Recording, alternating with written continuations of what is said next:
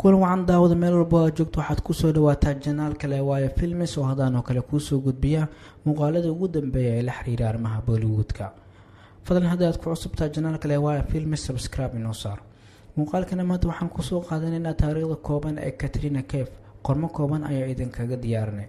hadigtaan waalidiintada waxay kala tagaan iyadoo caruur ah waxayna xirfadeeda kasoo bilaawday modelka.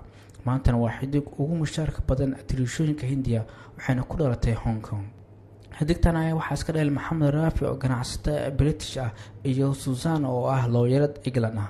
magaceeda dhabta ah waa Katrina Tolkowat waxaana soo korisay hooyadeeda. waxay shaqada modelka ah bilowday iyadoo 14 jir ah.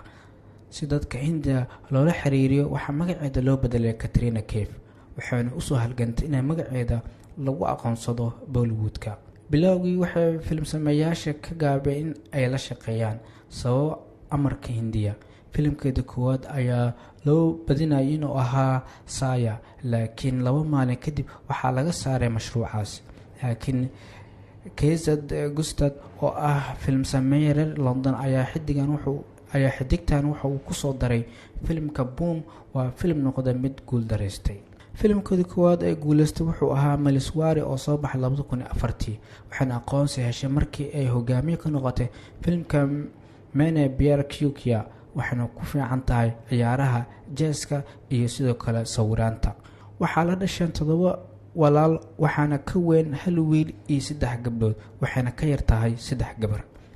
waxaa hooyadeeda aabaheeda ugu tagaya ah in ay tahay gabdho dhal waxaana xariir la soo sameysay Salman Khan iyo Ranbir Kapoor. inkastoo ay kala tageen haddana waxay hadda la tahay saaxiibo dhow.